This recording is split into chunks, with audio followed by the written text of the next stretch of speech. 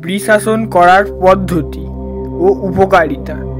বৃষাসন করার পদ্ধতি: প্রথমে আপনারা বজ্রাসনে বসুন এবং একটি পা পিছনের দিকে খেলিয়ে দিন এবং খেলিয়ে দেওয়ার সময় অবশ্যই খেয়াল রাখবেন যে পাটি পিছনে খেলাচ্ছেন সেই পায়ের হাঁটুটি মাটিতে ঠেকবে এবং গোড়ালিটি ওপরের দিকে থাকবে এবং পায়ের পাতাটি সোজা রাখার চেষ্টা করবেন এবং কোমর থেকে পিঠ পুরোপুরি সোজা রাখুন এবং মুখটি সামনের দিকে রাখুন এবং হাত দুটি বুকের সামনে নমস্কার করে রাখুন।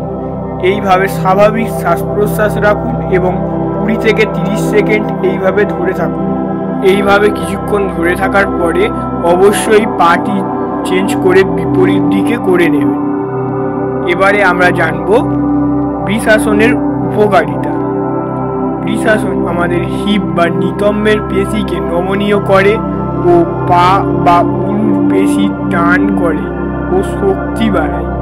পিঠ ও কোমর ও মেরুদণ্ডকে নমনীয়তা বাড়াতে সাহায্য করে এবং মনকে শান্ত করে ও স্ট্রেস কমায় এবং শরীরের ভারসাম্য বজায় রাখতে সাহায্য করে। যারা হাঁটু বা কোমরের ব্যথায় ভুগছেন তারা এই আসন করবেন না, আর শুরুতে হালকা হালকা ভঙ্গিতে করুন, বেশি জোর দেওয়ার দরকার নেই।